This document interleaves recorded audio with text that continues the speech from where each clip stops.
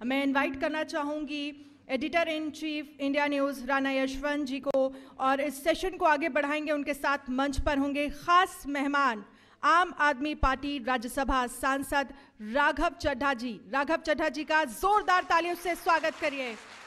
जी बिल्कुल, कहा जा रहा है आजकल कि युवाओं का जमाना है, तो एक युवा चेहरा हमारे पहले सेशन के मेहमान हैं, उनके लिए जोरदार तालियां हो जाएं। राघव चड्ढा जी आम आदमी पार्टी राज्यसभा सांसद हैं, और अब मंच में राणा यशवंत जी के हवाले करता हूं। धन्यवाद उदय।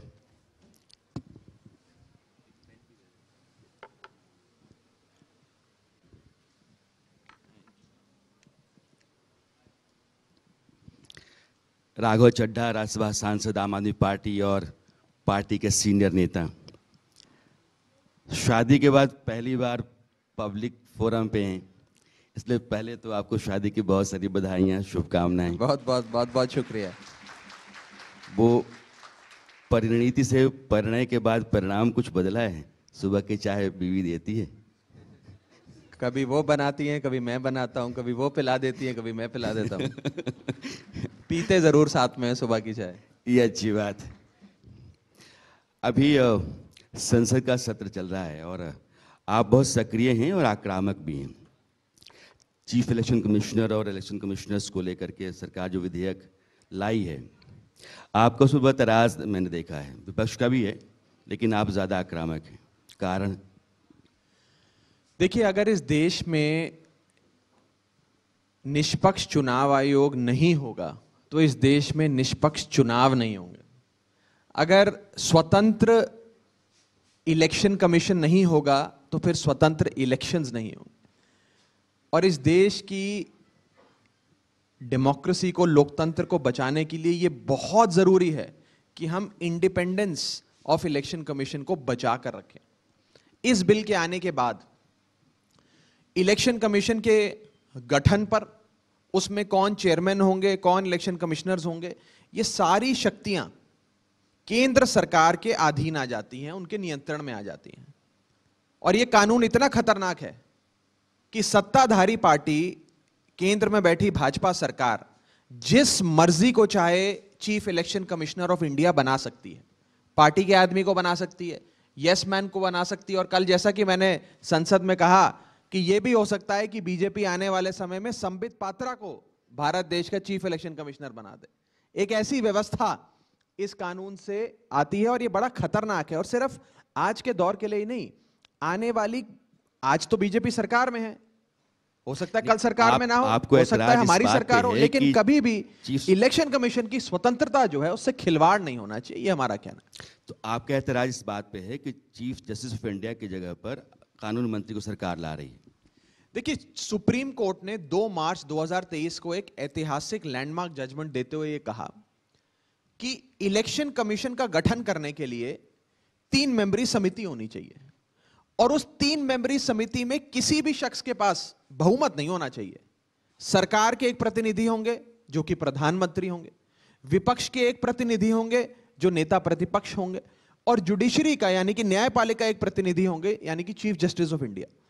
अब ये 3 लोग हैं, आपस में सलाह कर चयन करेंगे। किसी के पास बहुमत का आंकड़ा नहीं है, लेकिन जैसे ही आप इसमें से चीफ जस्टिस ऑफ इंडिया को निकाल बाहर करते हैं, उन्हें बाहर का दरवाजा दिखाते हैं और उनकी जगह एक सरकार के ही कैबिनेट मंत्री को बिठा देते हैं, तो 2-1 की बहुमत सरकार के पास आ जाती है, तो सारे फैसले सरकार लेगी। तो फिर सरकार ही चुनेगी कि चीफ इलेक्शन कमिश्नर कौन होगा। यह सुप्रीम कोर्ट के 2 मार्च 2023 के फैसले की तौहीन है, उसका कंटेम्प्ट है, एक विषय। दूसरा विषय, यह कंटेम्प्ट है चीफ जस्टिस ऑफ इंडिया का, जिन्हें बाहर का दरवाजा दिखाकर एक साधारण से कैबिनेट मंत्री को उनकी जगह लाकर बैठा दिया। और तीसरा सबसे बड़ा अपमान यह है लाल कृष्ण आडवाणी जी का। भारतीय जनता पार्टी के पेट्रियार्क, उनके पितामह भीष्म, उनके संस्थापक, उनके मार्गदर्शक, उनके परम आदरणीय लाल कृष्ण आडवाणी जी ने जून 2012 को एक पत्र लिखकर उस समय के प्रधानमंत्री डॉक्टर मनमोहन सिंह को कहा, और वो पत्र मैंने कल राज्यसभा के पटल पे रखा। उन्होंने कहा कि चीफ इलेक्शन कमिश्नर की जो नियुक्ति है वो एक समिति करे जो निष्पक्ष हो, जिसमें विपक्ष के लोग भी हों, चीफ जस्टिस ऑफ इंडिया भी हों और प्रधानमंत्री भी हों, बहुमत किसी के पास ना हो, इन्होंने ये कानून लाकर ना सिर्फ सुप्रीम कोर्ट का अपमान किया, ना सिर्फ चीफ जस्टिस ऑफ इंडिया का अपमान किया, बल्कि अपने पितामह भीष्म लाल कृष्ण आडवाणी का भी अपमान किया। राघव, एक बुनियादी सवाल आपकी बात से ही जो पैदा हो रहा है मैं आपके सामने रख रहा हूं। सीबीआई डायरेक्टर को चुनने का जो प्रोसेस है वो आज की तारीख में कमोबेश वही है जो चीफ इलेक्शन कमिश्नर को चुनने का प्रोसेस है। तो आप अब भी इस बात की हिमायत करते हैं कि चीफ जस्टिस ऑफ इंडिया, प्रधानमंत्री और नेता प्रतिपक्ष, इन तीन लोगों की कमेटी वाजिब है, ठीक है? आपके लिहाज से ठीक है ना? ये होना चाहिए। मैं जवाब दूं? नहीं, आप हाँ या ना बताइए। नहीं, मैं बिल्कुल सहमत हूं, होना यही होना चाहिए। तो फिर आपको सीबीआई डायरेक्टर के सिलेक्शन पर आप सवाल नहीं करना चाहिए। जो हमने इलेक्टोरल रिफॉर्म सजेस्ट करे उसमें सिर्फ समिति की बात नहीं थी। निष्पक्ष समिति तो यही होगी जिसका जिक्र सुप्रीम कोर्ट ने किया, जिसमें एक व्यक्ति सरकार का, प्रधानमंत्री, एक व्यक्ति विपक्ष का, नेता प्रतिपक्ष, और एक व्यक्ति न्यायपालिका, चीफ जस्टिस ऑफ इंडिया हो। लेकिन इसके साथ साथ वो व्यक्ति कौन होंगे जिन्हें आप चीफ इलेक्शन कमिश्नर बना सकते हैं, उसका दायरा बढ़ाने की जरूरत है। सीबीआई डायरेक्टर में तो आपके पास आपके हाथ बंधे हैं कि आपको सिविल सर्विस में से कोई शख्स चुनना है, लेकिन चीफ इलेक्शन कमिश्नर, सुनिए मेरी बात, राघव मेरी बात समझिए आप। एक व्यवस्था है, मैं बस एक मिनट मुझे दीजिए। एक व्यवस्था है, उस व्यवस्था पर मेरा भरोसा है। उस व्यवस्था के जरिए एक डायरेक्टर एक बड़ी एजेंसी का चुना जाता है, मैं उसको मानता हूं। उस व्यवस्था को हटाकर एक दूसरी व्यवस्था सरकार कर रही है। लेकिन जिस व्यवस्था को आप मानते हैं, फिर आप सीबीआई डायरेक्टर, सीबीआई पर सवाल तो नहीं करेंगे ना? सबसे बड़ा अंतर एक सीबीआई डायरेक्टर की इंडिपेंडेंस या लैक ऑफ इंडिपेंडेंस और एक इलेक्शन कमिश्नर की इंडिपेंडेंस और लैक ऑफ इंडिपेंडेंस में यह है कि इंडिपेंडेंस सिर्फ अपॉइंटमेंट पर आकर रुक नहीं जाती। स्वतंत्रता, निष्पक्षता 3 स्तर की होती है, जो सीबीआई डायरेक्टर के केस में नहीं है, लेकिन इलेक्शन कमिश्नर के केस में होनी चाहिए। और वो है पहला स्टेज चयन का, अपॉइंटमेंट निष्पक्ष तरीके से एक निष्पक्ष समिति करे। दूसरा स्टेज स्वतंत्रता का, जब वो उनका कार्यकाल चल रहा है तो उनकी सैलरी, उनकी रेम्युनरेशन, उनके पे किसी प्रकार की कार्रवाई और किसी प्रकार का नियंत्रण सरकार का नहीं होना चाहिए। जो सीबीआई डायरेक्टर के केस में होता है, उसकी सैलरी कौन तय करता है? सरकार। उसका एलटीसी कौन अप्रूव करता है? सरकार। उसके मेडिकल बिल कौन पास करता है? सरकार। उसको बजट कौन देता है? सरकार। उसके दफ्तर में कितने अफसर बैठेंगे, उसके अधीन कौन होगा, कौन तय करता है? सरकार। इलेक्शन कमीशन के केस में वो नहीं है। तो दूसरे लेवल की स्वतंत्रता जब आपके कार्यकाल में, जब आप सेवा दे रहे हो। और तीसरी और आखिरी लेवल की स्वतंत्रता रिटायरमेंट के बाद। चीफ इलेक्शन कमिश्नर को रिटायरमेंट के बाद आप जज, कहीं गवर्नर लगा दें, राज्यसभा ले आए, तो स्वतंत्रता खराब हो जाएगी। लेकिन सीबीआई डायरेक्टर के केस के अंदर हम देखते हैं कि रिटायरमेंट के बाद कभी किसी को एनएचआरसी का चेयरमैन लगा देते हैं, कोई बड़ी कैबिनेट रैंक दे देते हैं, कोई बड़ी विदेश में हिंदुस्तान की बड़ी पोस्टिंग दे देते हैं। तो 3 स्तर की स्वतंत्रता देखनी, सिर्फ अपॉइंटमेंट के स्तर की स्वतंत्रता से बात नहीं बनेगी। आपकी बात से जो सवाल पैदा हो रहा है, फिर मैं आपके सामने रखता हूं। मनोहर सिंह गिल बड़े चीफ इलेक्शन कमिश्नर थे, उन्होंने बहुत सारे परिवर्तन किए, बदलाव किए और बेहतर माना जाता है। वो फिर सरकार में मंत्री बने। तो चीफ इलेक्शन कमिश्नर जो अपनी भूमिका ईमानदारी से निभा रहा है, उसके बाद वो एक सरकार का हिस्सा बन जाता है, उससे उसके काम करने के तौर तरीके पर तय तो नहीं होगा? सवाल तो नहीं करेंगे ना? यशवंत जी, आपने जो उदाहरण दिया वो बिल्कुल सही है और मैं सहमत हूं उससे। इस देश में एक चलन चलता आया है कि स्वतंत्र संस्थाओं को पूरी तरीके से सरकार की कठपुतली बनाने के लिए इस समय जो मुखिया है संस्था का, उसे उसके रिटायरमेंट के बाद एक मनोहर कोई वादा कर दो, कोई बड़ी पोस्ट का वादा कर दो, तो वो आपके अधिकार, आपके हक से, आपके मांग के अनुसार काम करेगा। हमने देखा इस देश में कि सुप्रीम कोर्ट के जजेस की रिटायरमेंट के बाद उन्हें सरकार में ले लिया जाता है, किसी को राज्यसभा भेज दिया जाता है, किसी को सरकार का गवर्नर लगाकर भेज दिया जाता है, यानी कि लाट साहब वाली जिंदगी उनको रिटायरमेंट के बाद भी मिलती है। पोस्ट रिटायरमेंट लाभ को देखते हुए प्री रिटायरमेंट फैसले जो वो लेते हैं, वो कहीं ना कहीं इन्फ्लुएंस हो जाते हैं, जो ठीक नहीं है। अगर आपने एक मनोहर लाल का उदाहरण दिया, एक जो पूर्व मुख्य चुनाव आयुक्त रहे, उन्हीं के साथ साथ एक उदाहरण टीएन शेषन का है। जब टीएन शेषन इस देश के मुख्य चुनाव आयुक्त थे तो कहा जाता था कि भारत देश का नेता 2 ही लोगों से डरता है, एक भगवान से और दूसरा टीएन शेषन से। ऐसे लोग भी इस देश के मुख्य चुनाव आयुक्त रहे। तो उदाहरण तो इस तरफ भी है और उस तरफ भी है, लेकिन हमें प्रोसेस और प्रोसीजर ठीक करना है। खराब लोग आ सकते हैं सिस्टम के अंदर, लेकिन सिस्टम को इस प्रकार का बनाइए कि आप सिस्टम के तहत जो छन कर आए वो स्वतंत्र हो, निष्पक्ष हो, और जब तक वो सेवा में है उसकी निष्पक्षता और स्वतंत्रता पे कोई उंगली ना खड़ा कर सके। ये प्रयास हम सबका एज अ लॉ मेकर हम सबका होना चाहिए। कल जो हुआ, मैंने अपने भाषण के अंत में कहा और मैं फिर कहूंगा कि भारत देश जिसे मदर ऑफ डेमोक्रेसी के नाम से जाना जाता है, यह कानून लागू होने के बाद मॉकरी ऑफ डेमोक्रेसी के नाम से जाना जाएगा, जो बहुत दुखद है और एक भारतीय होने के नाते मुझे इसका दुख है। इस मसले पर मेरा आखिरी सवाल, चूंकि आपने टीएन शेषन का जिक्र किया है और सुप्रीम कोर्ट की जो बेंच सुनवाई कर रही है इलेक्शन के मामले पर, उसने टीएन शेषन का जिक्र भी किया। उसने कहा कि हमको टीएन शेषन जैसा व्यक्ति चाहिए। आपको यह भी याद होगा कि 1993 में जब TN Seshan chief election commissioner थे तो 2 नए इलेक्शन कमिश्नर में डाले गए। उस पर उनको एतराज़ हुआ, वो सुप्रीम कोर्ट तक आए थे। क्यों डाले गए? क्योंकि टीएन शेषन के अपने निजी फैसले को रोकने के लिए सरकार ने कोशिश की। वो सरकार कौन सी थी? आप भी जानते हैं, नरसिम्हा राव की सरकार थी। सरकारें अगर किसी व्यवस्था के तहत अपने हक में फैसला कराने के इंस्टीट्यूशन में अगर 2 लोगों को डालती हैं और आज की सरकार व्यवस्था बदल रही है, तो आपको एतराज़ क्यों है? उस पर क्यों नहीं है? व्यवस्था बदली जाए, लेकिन व्यवस्था बदली जाए कि उस संस्था का क्रेडिबिलिटी, उसकी इंडिपेंडेंस, उसकी स्वतंत्रता, उसकी निष्पक्षता को बढ़ाया जाए, ना कि समाप्त किया जाए। अगर आप व्यवस्था बदलकर एक जो देश के बहुत ही कम अब स्वतंत्र संस्थाएं रह गई हैं, इंडिपेंडेंट इंस्टीट्यूशंस रह गए हैं, अगर आप उनकी भी स्वतंत्रता खत्म करने के लिए कानून लाएंगे तो फिर इस देश में क्या ही बचेगा। आज इस देश के आम आदमी की देश के चुनावों में आस्था है, लोकतंत्र में आस्था है। वो सुबह सुबह उठकर चुनाव वाले दिन अपनी उंगली का प्रयोग कर कर समान भाव से किसी एक पार्टी को वोट देकर आता है और अपनी किस्मत की चाबी, अपने भविष्य की चाबी उस नेता को सौंप कर आता है, बड़े विश्वास से जाता है। लेकिन आप पूरा प्रोसेस ही अगर अपने हाथ में कर लेंगे और मुख्य चुनाव आयुक्त ही आपका कोई पार्टी का शख्स बन जाएगा, तो चुनाव निष्पक्ष कैसे होंगे? अब आप एक बात देखिए, मैं क्यों बार बार चुनाव आयोग कह रहा हूं। चुनाव आयोग ऐसा क्या काम करता है इस देश में? किसका वोट बनेगा और किसका वोट कटेगा, ये चुनाव आयोग तय करता है। किस ईवीएम मशीन से वोटिंग होगी, वो मशीन कहां जाएगी, वोट के बाद उसे कहां स्टोर किया जाएगा, रखा जाएगा, उसका नियंत्रण, उसका उपयोग चुनाव आयोग तय करता है। कितने चरण का चुनाव होगा, किस तारीख पे चुनाव होगा, ये चुनाव आयोग तय करता है। कौन पार्टी चुनाव लड़ेगी, किस चुनाव निशान पे चुनाव लड़ेगी, ये चुनाव आयोग तय करता है। किस शख्स के कागज रद्द किए जाएंगे और किसे चुनाव लड़ने का मौका दिया जाएगा, ये चुनाव आयोग तय करता है। तो चुनाव आयोग की इस लोकतंत्र में बहुत अहम भूमिका है। अगर उसकी स्वतंत्रता से कोई खिलवाड़ होता है तो वो देश के लोकतंत्र के से खिलवाड़ करने के बराबर है। देश के सांसद राघव चड्ढा चाहते हैं कि लोकतंत्र मजबूत रहे, स्वस्थ रहे, इसलिए संस्थाएं जो हैं वो स्वतंत्र होनी चाहिए। आपकी बात से इस देश के हर आदमी को सहमत होना चाहिए। अब मैं आता हूं, 5 राज्यों में चुनाव हुए। 3 राज्यों में बीजेपी ने प्रचंड जीत हासिल की है।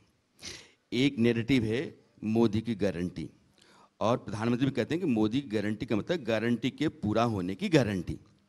इन 3 राज्यों में आप भी अपने आप को आजमाएं।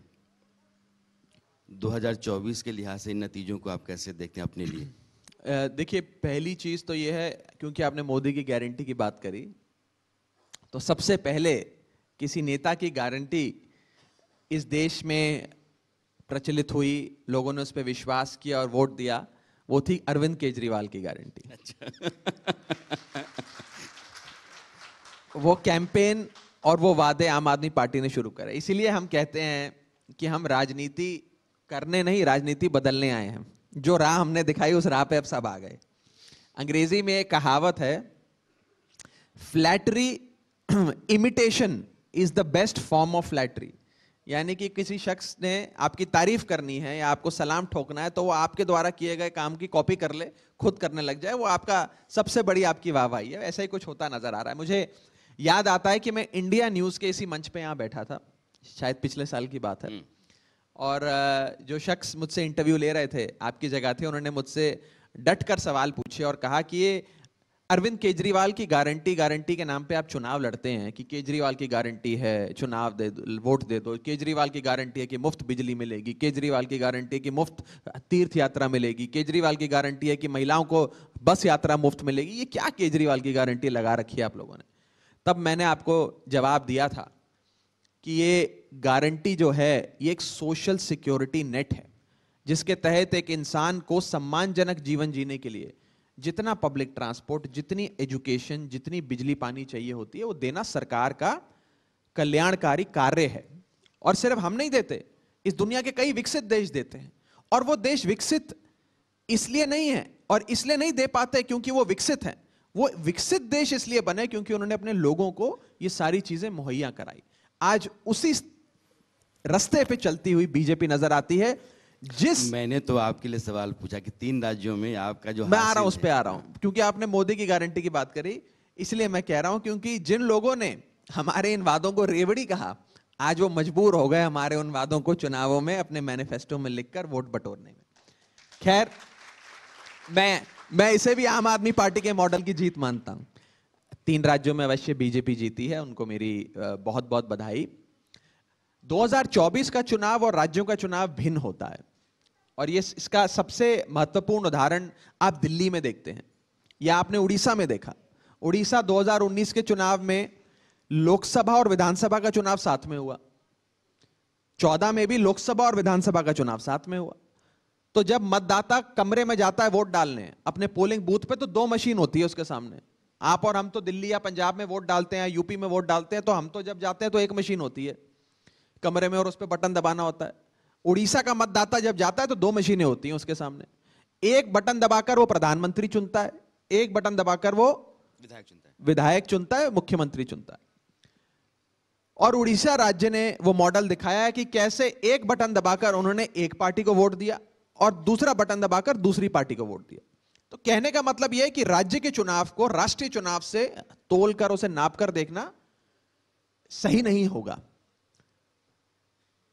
इस देश को एक विकल्प की आवश्यकता है, और वो विकल्प तभी आएगा जब एक नए प्रकार की राजनीति, एक नए प्रकार की पॉलिटिकल वोकैबुलरी देश के जनता के भीतर हम लोग जाकर पहुंचा पाएंगे। इसमें कोई दो राय नहीं है कि भाजपा एक मजबूत पार्टी है, इसमें कोई दो राय नहीं है कि वो भी 3 चुनाव जीत कर आई है, लेकिन इसमें भी कोई दो राय नहीं है कि आज देश एक विकल्प चाहता है।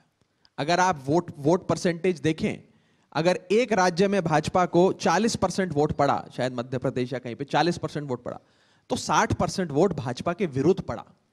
अगर राजस्थान में भाजपा को 41% वोट मिला, तो उससे कहीं ज्यादा वोट भाजपा के विरुद्ध पड़ा। तो सारा जो ऑपोजिशन का वोट है उसे बटोर के एक विकल्प देने का एक प्रयास हमारा एक गठबंधन, इंडिया गठबंधन कर रहा है। आप सही जगह पर आ गए हैं।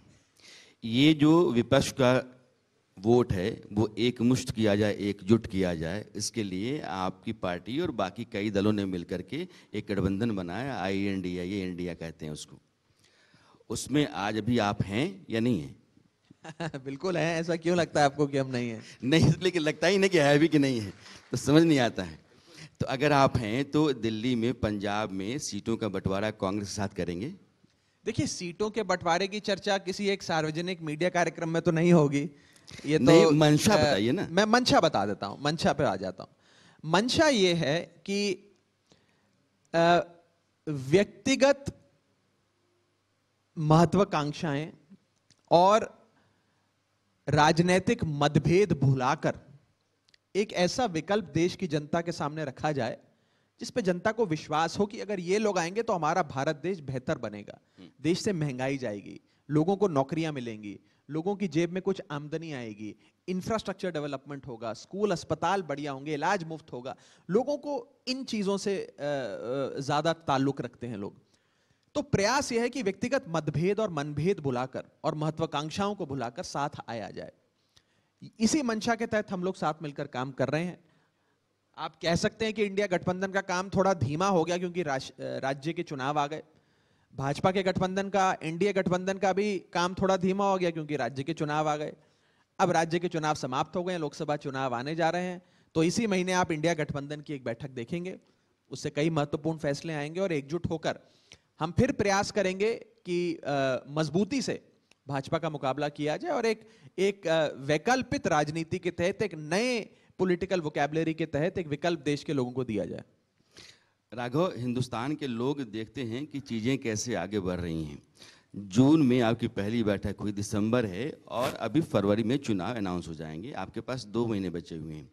6 महीने में आप एकजुट नहीं हुए, 6 महीने में आप एकमत नहीं हुए, 6 महीने में सीटों की साझेदारी नहीं बन पाई, आपको 2 महीने में बनती हुई नहीं, दिख रही ऐसा है। एकजुट नहीं हुए इस कथन से मैं सहमत नहीं हूं। बिल्कुल एकजुट हैं, हर मुद्दे पर एक साथ खड़े होते हैं, पार्लियामेंट के भीतर भी, पार्लियामेंट के बाहर भी। हम तो संसद के भीतर, आप हमें रोज देखते हैं, सब एकजुट होकर आवाज बुलंद करते हैं सरकार के खिलाफ। कल ही का उदाहरण लीजिए, चीफ इलेक्शन कमिश्नर की अपॉइंटमेंट की नियुक्ति का जो बिल आया, सब लोगों ने साथ मिलकर सरकार के कानों तक अपनी और देश की जनता की आवाज पहुंचाई। तो ये कहना ठीक नहीं होगा। देखिए, मैं एक बड़ी बात करता हूं। इस देश में आज से एक बार पहले आजाद भारत के इतिहास में ऐसा ही एक प्रयोग हुआ था, और वो प्रयोग 77 में हुआ था, जब इस देश की तमाम राजनीतिक पार्टियों ने साथ आकर उस समय की एक शक्तिशाली सरकार को चुनावों में हराया था।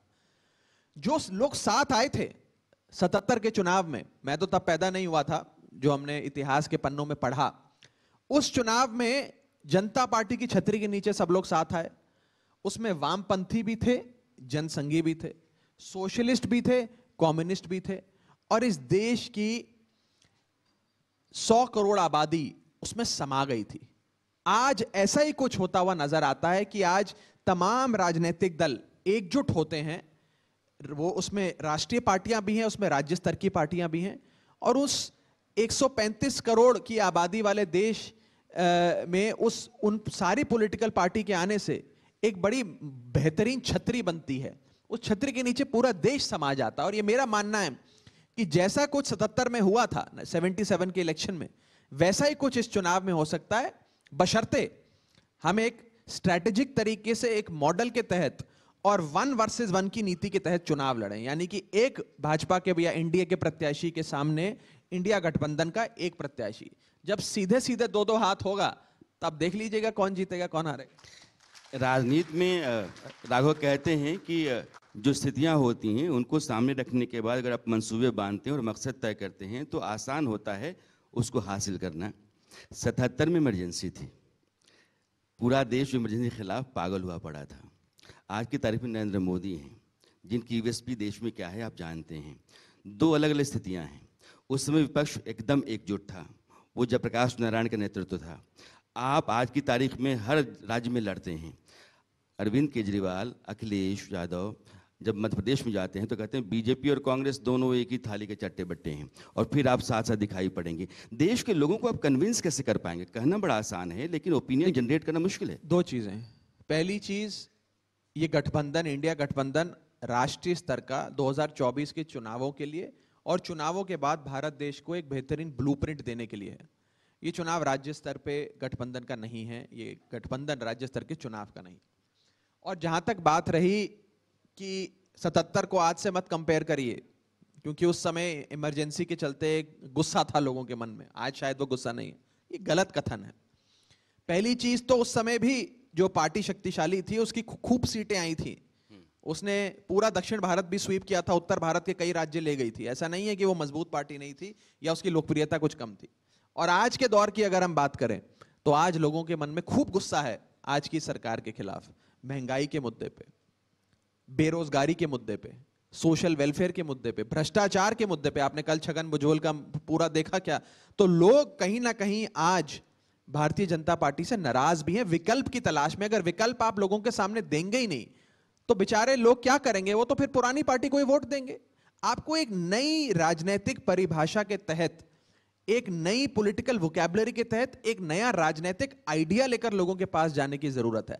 आप लोगों को विकल्प दीजिए, लोग आपका विकल्प हाथों हाथ लेंगे, ये मेरा विश्वास है। प्रधानमंत्री नरेंद्र मोदी पिछले कई वर्षों से 2 मुद्दों को लेकर के लोगों के बीच में अपनी आवाज बुलंद करते हैं। एक है वंशवाद और एक है भ्रष्टाचार। और भ्रष्टाचार का सवाल जब भी आता है तो एक उंगली आपकी पार्टी की तरफ भी उठती है। देखिए, वंशवाद और भ्रष्टाचार, इन दोनों को आप भाजपा की कसौटी से या भाजपा के भीतर ही देख लीजिए। जितना वंशवाद भाजपा में है शायद ही और किसी पार्टी में होगा। आप एक एक करके, मैं अगर नाम गिनाना शुरू करूं तो शाम हो जाएगी। बुनियादी अंतर है, बीजेपी कहती है कि वंशवाद का मतलब यह है कि एक परिवार का एक पार्टी के ऊपर पूरा कब्जा, नियंत्रण। एक बेटा राजनीति में है और उसका भी बेटा राजनीति में है तो वो वंशवाद नहीं है। ये तो अपनी परिभाषा बीजेपी दे रही है। कहते हैं मैं तो यहां तक कहता हूं ये दोनों चीजें गलत हैं, और मैं ठोक बजाकर कहता हूं, और ये बात मैं डंके की चोट पे कहता हूं कि इस देश में इकलौती ऐसी पार्टी है आम आदमी पार्टी, जिसने अपनी पार्टी की संविधान में ये लिख दिया कि अगर एक शख्स को हमने कोई ओहदा दे दिया या टिकट दे दी तो उस शख्स के परिवार से किसी व्यक्ति को कभी भी आम आदमी पार्टी में ना ओहदा मिलेगा ना टिकट मिलेगी। जैसे कि मुझे आम आदमी पार्टी ने विधायक का चुनाव लड़वाया, सांसद का चुनाव लड़वाया, सांसद बनाया। अब मेरे परिवार में ना मुझसे पहले ना मेरे बाद आने वाले किसी शख्स को आम आदमी पार्टी टिकट देगी, हमने अपने संविधान में लिखा है। यह होती है प्रतिबद्धता वंशवाद राजनीति में समाप्त करने के प्रति। ऐसे नहीं कि या तो एक परिवार का कब्जा, या फिर जो भाजपा का हम देखें कि भाजपा के भीतर तो हर बड़े नेता का बेटा आज एक बड़े बड़े ओहदों पर बैठा है। मैं अगर लिस्ट गिनानी शुरू करूं तो शाम हो जाए। और जहां तक आपने भ्रष्टाचार की बात करी, मैं आपसे पूछता हूं और आप इसका जवाब दीजिएगा, मैं चाहूंगा जनता इसका जवाब दे। एक नेता थे जिनके खिलाफ पानी पी पीकर भारतीय जनता पार्टी ने भ्रष्टाचार के आरोप लगाए। 2016 में उस नेता पर इन्फोर्समेंट डायरेक्टरेट ने एफआईआर दर्ज कर उन्हें गिरफ्तार कर लिया। 2 साल वो नेता भ्रष्टाचार के आरोपों में जेल में रहे। आज से कुछ दिन पहले प्रधानमंत्री जी ने रैली करते हुए उस नेता को पानी पी पीकर भ्रष्ट कहा और कहा कि इन सब की जगह जेल में है। 2 महीने बाद वो नेता भाजपा ज्वाइन कर लेते हैं और महाराष्ट्र की सरकार में मंत्री बन जाते हैं। कल अंत में कल उस नेता की बॉम्बे हाई कोर्ट में एक बेल कैंसिलेशन के लिए ईडी ने एप्लीकेशन लगाई हुई थी कि ये नेता बड़ा भ्रष्ट है, इसकी बेल कैंसिल करो। क्योंकि उस शख्स ने बीजेपी ज्वाइन कर ली, कल हाई कोर्ट में जाकर ईडी कहती है कि हम वो बेल एप्लीकेशन वापस करते हैं, इन्हें बेल पर बाहर रहने दो, हम अब शायद इनके खिलाफ मुकदमा भी बंद कर देंगे। तो 2 मापदंड नहीं हो सकते भ्रष्टाचार के। राजनीति में जो सवाल होते हैं उनके वाजिब जवाब भी तलाश हो जाते हैं, और हर पार्टी इस तरीके से तैयार रहती है, उसके अपने हथियार होते हैं। राघव, आप आए, आपने अपनी पार्टी की बात रखी, आपका बहुत बहुत शुक्रिया। आपने बुलाया, आपका बहुत बहुत शुक्रिया।